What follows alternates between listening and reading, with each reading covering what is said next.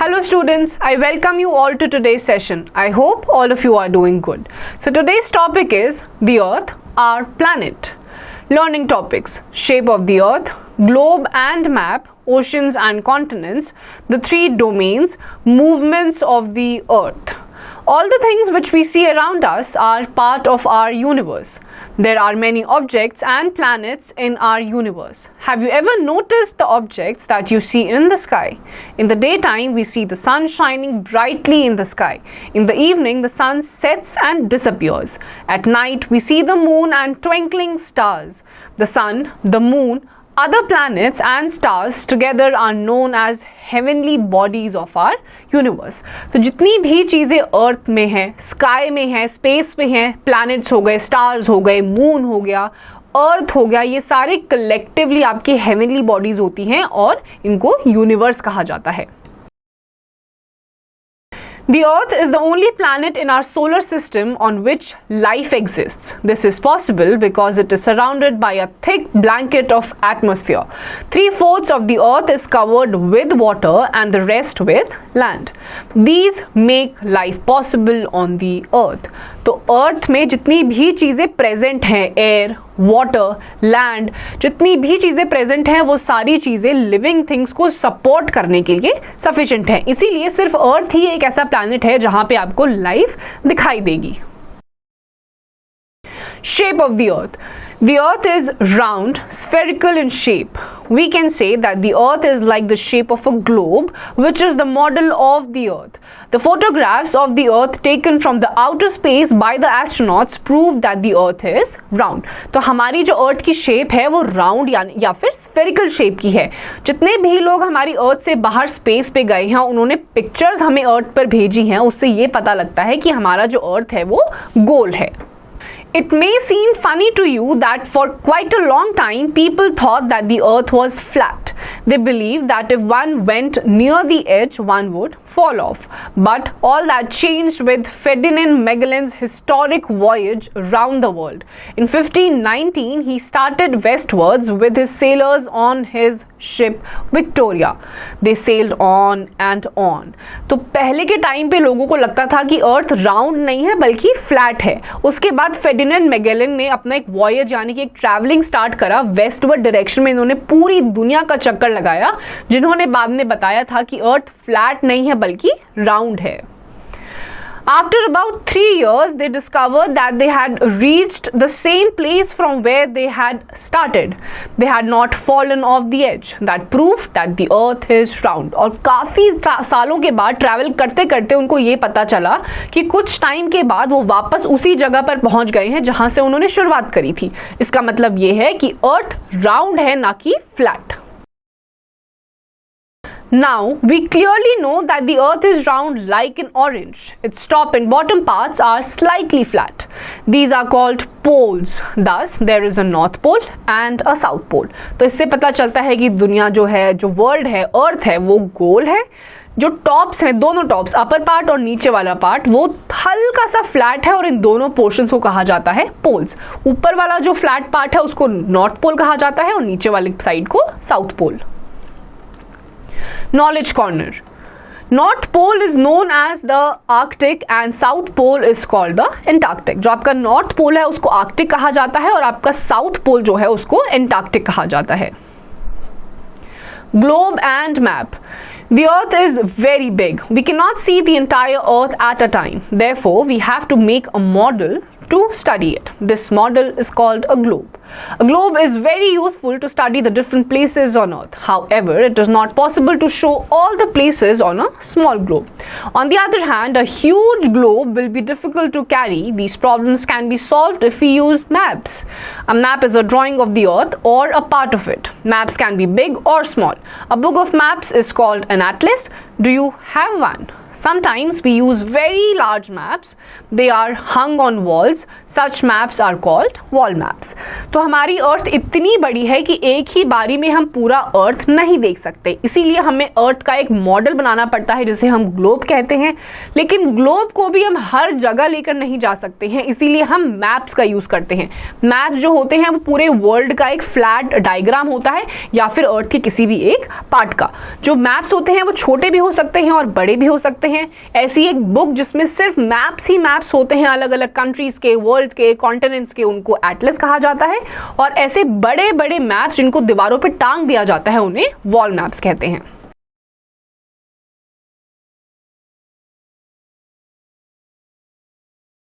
Directions on a map. You know that there are 4 directions: north, south, east and west. We locate places on a map using these directions. तो आपके basically 4 directions होते हैं: north, south, east and west. In early times, sailors used a compass to find their way while sailing. A compass looks like a watch. It has a needle which always points to the north. Once you know where north is, you can find the other directions. तो पहले के time पे sailors जो हुआ करते थे वो compass का यूज करते थे, एक मैग्नेटिक डिवाइस जो हमेशा जितनी भी डायरेक्शंस में आप घूम जाइए वो हमेशा नॉर्थ की तरफ ही उसका नीडल पॉइंट करती थी। तो एक बार आपको पता चल गया कि नॉर्थ डायरेक्शन किस तरफ है तो बाकी की 3 डायरेक्शंस आप बड़ी ही आसानी से पता लगा सकते हैं। Knowledge corner. The Pacific Ocean is the largest ocean in the world. The Arctic Ocean is the smallest. तो Pacific Ocean आपका सबसे बड़ा ओशन है पूरी दुनिया में और Arctic Ocean सबसे छोटा। Oceans and continents. Very large bodies of water are called oceans. There are 5 oceans: the Pacific Ocean, Atlantic Ocean, Indian Ocean, Southern Ocean and Arctic Ocean. The smaller water bodies are called seas, rivers and lakes. तो बहुत ज़्यादा जो बड़ी water bodies होती हैं उनको oceans कहा जाता है। टोटल आपकी 5 है: Pacific, Atlantic, Indian, southern and Arctic. और जो छोटी छोटी वाटर बॉडीज होती हैं उनको रिवर्स, लेक्स या फिर पॉन्ड्स कहा जाता है। Large areas of land are called continents. There are 7 continents: Asia, Africa, North America, South America, Europe, Australia and Antarctica. If we stand on top of a high building, we can see the sky and the land or the sea meeting at a distance. The place where they appear to meet is called the horizon. If we move towards the horizon, the sky and the land appear to move further away. The place where the land and the sea meet is called the coast. तो आपके जो ऐसा portion होता है अर्थ का जो land होता है उसे कॉन्टिनेंट कहा जाता है। टोटल आपके 7 कॉन्टिनेंट्स है जो यहाँ पे गिवन है।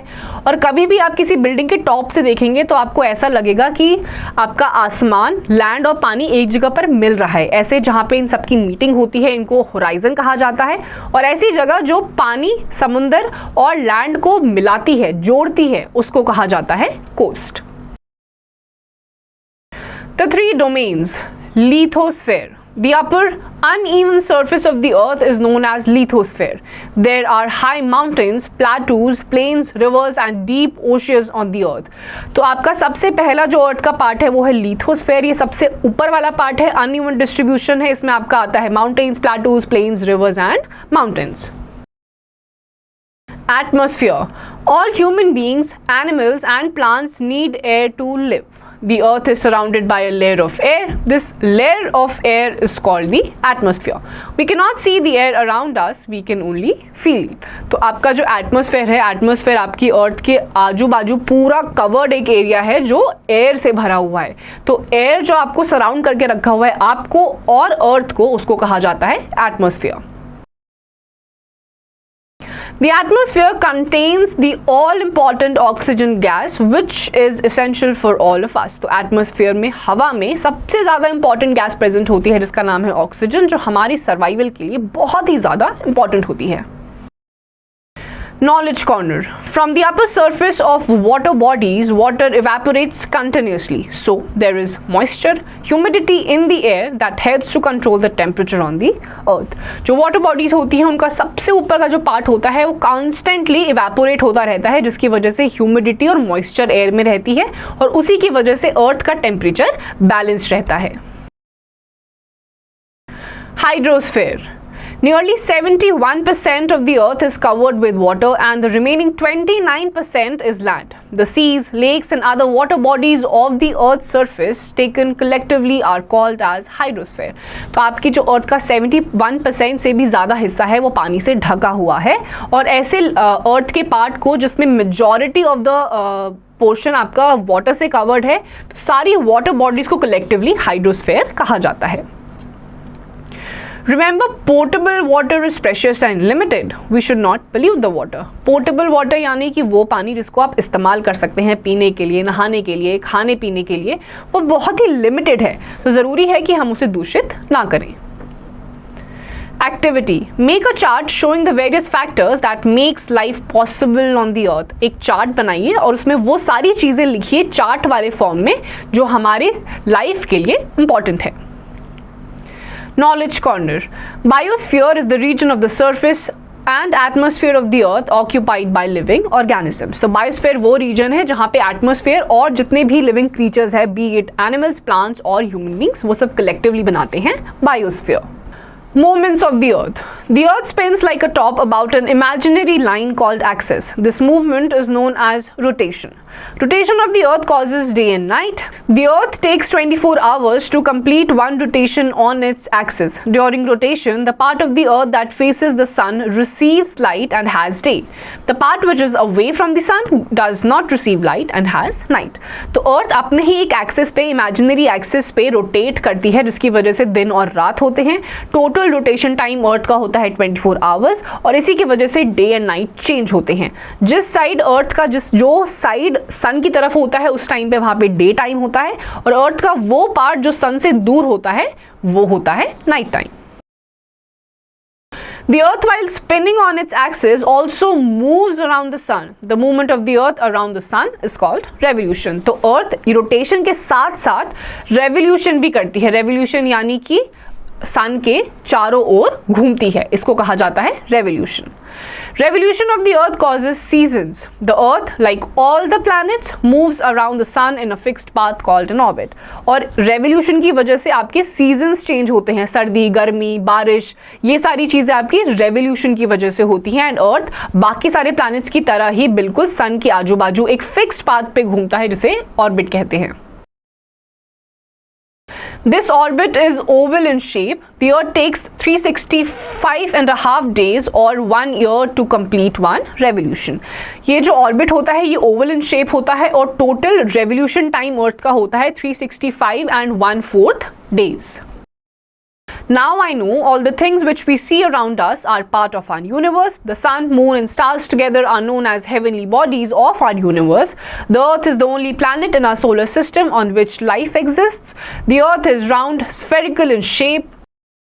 Ferdinand Magellan's historic voyage proved that Earth is round. A globe is a model of the Earth. It is very useful to study the different places on the Earth. A map is a drawing of the Earth or a part of it. There are 4 directions: north, south, east and west. We locate places on a map using these directions. Very large bodies of water are called oceans. There are 5 oceans: the Pacific Ocean, Atlantic Ocean, Indian Ocean, Southern Ocean and Arctic Ocean. Large areas of land are called continents. There are 7 continents: Asia, Africa, North America, South America, Europe, Australia and Antarctica. Lithosphere, atmosphere and hydrosphere are the 3 domains of the earth. Rotation is the movement of the earth on its axis. Revolution is the movement of the earth round the sun. Students, इस chapter में हमने universe के बारे में जाना, कितनी सारी heavenly bodies होती हैं, जो अर्थ होता है वो रोटेट भी करता है जिसकी वजह से डे एंड नाइट होती है, रिवॉल्व भी करता है जिसकी वजह से सीजन्स चेंज होते हैं. Hydrosphere, atmosphere, biosphere, lithosphere, hydrosphere, ये सारी चीज़ें कलेक्टिवली किस तरीके से फंक्शन करती हैं वो सब चीज़ें हमने इस चैप्टर में जानी. So students, here comes the end of this chapter. इसकी जितनी भी एक्सरसाइजेज हैं वो आपको खुद से करनी है.